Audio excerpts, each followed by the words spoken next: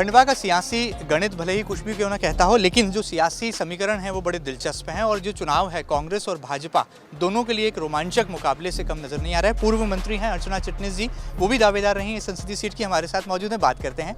अर्चना जी, किस तरह से मानते हैं मामा शिवराज आज आ रहे हैं, आदिवासियों के बीच हैं? देखिए, माननीय मुख्यमंत्री जी को आने में अभी समय है और जिस प्रकार का आप यहाँ वातावरण देख रहे हैं, जैसी उपस्थिति देख रहे हैं, वो उपस्थिति अपने आप में बताती है कि भारतीय जनता पार्टी पर, माननीय प्रधानमंत्री नरेंद्र मोदी जी पर और मुख्यमंत्री शिवराज सिंह जी पर इस क्षेत्र के लोगों को कैसा भरोसा है और कितनी आत्मीयता है कि वे भर दोपहरी में उन्हें सुनने के लिए, मिलने के लिए व्याकुल है।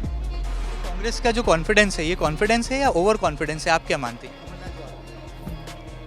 वो अपना काम कर रहे हैं, उन्हें यही बोलना पड़ेगा, उन्हें यही करना पड़ेगा।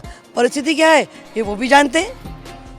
पहली बार ऐसा हुआ कि दोनों दलों से ऐसे प्रत्याशी आए जो कि अप्रत्याशित हैं, जो कि कहीं ना कहीं रेस में थे ही नहीं, वो प्रत्याशी। लोकतंत्र में ऐसा होता रहता है कि अनएक्सपेक्टेड डिसीजंस होते हैं और कई बार अनएक्सपेक्टेड निर्णय अच्छे भी हो जाते हैं। और हमारे जो प्रत्याशी हैं ज्ञानेश्वर पाटिल जी, वे जिला पंचायत स्तर पर उन्होंने नेतृत्व किया है, पार्टी के संगठन में उन्होंने काम किया है और वे एक सभी कार्यकर्ताओं से, जनता के बीच में घुले मिले एक अच्छे कार्यकर्ता हैं, वर्षों से काम कर रहे हैं। और माननीय नंद कुमार सिंह जी चौहान, जो हमारे लोकप्रिय सांसद रहे, जिनके देहावसान से चुनाव उद्भुत हुआ है, दशकों तक उनके साथ, उनके नेतृत्व में, उनके मार्गदर्शन में ज्ञानेश्वर भाई ने काम किया है। ये सारी चीज़ें ज्ञानेश्वर भाई को एक सशक्त उम्मीदवार बनाती हैं। के कांग्रेस के नेता अरुण यादव, उन्होंने स्मृति ईरानी जी को लेकर टिप्पणी की। आप भी महिला नेत्री हैं, क्या लगता है इस तरह की टिप्पणी राजनीति में और उपचुनाव के दौर में नैतिकता का पतन आपको कहीं नजर आता है?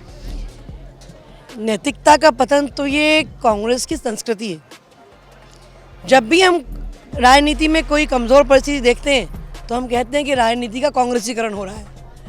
और उपचुनाव में उन्होंने ये बात क्यों कही, ये तो शायद वे अपने दल का भला स्वयं ही नहीं चाहते हैं। आखिरी सवाल, उपचुनाव में क्या दावा है, जीत का क्या आंकड़ा आप देखते हैं? क्या गोल्डन ऐसा फिगर होगा जो लगता है कि जीत के करीब आपकी पार्टी को लेकर?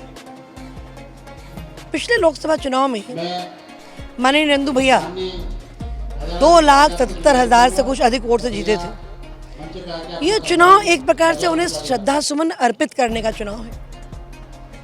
ये चुनाव अभी 2 ही दिन पहले 100 करोड़ लोगों के वैक्सीनेशन का जो एक बड़ी उपलब्धि हुई है, ये चुनाव उसकी आदरांजलि का चुनाव है। महंगाई का कोई असर नहीं। और इस चुनाव में मैं ये मानती हूँ कि जितने मतलब जो लीड नंदू भैया की रही थी इस चुनाव में, उससे बेहतर अंतर से, उससे बड़े अंतर से भारतीय जनता पार्टी के उम्मीदवार ज्ञानेश्वर पाटिल जी निश्चित ही जीतेंगे। इतिहास रचने की बात कर रहे हैं और बीजेपी जिस तरह से लगातार यहाँ पर अपनी रणनीति के साथ आगे बढ़ रही है, देखना बहुत लाजमी होगा कि चुनाव की तारीख, या कहा जाए जिस दिन मतदान होना है उसकी तारीख नज़दीक आते आते क्या कुछ रंग जो है इस खंडवा संसदीय सीट पर और देखने को मिलते हैं। ये सफ़र हम जारी रखेंगे और जनता जनार्दन से भी जानेंगे कि ये जो हुजूम यहाँ पर उमड़ा है, ये हुजूम वाकई में कार्यकर्ताओं की ताकत है या जनता के मानस का कोई पटल यहाँ पर अंकित होता नजर आ रहा है। इस सफ़र को यूं ही जारी रखने वाले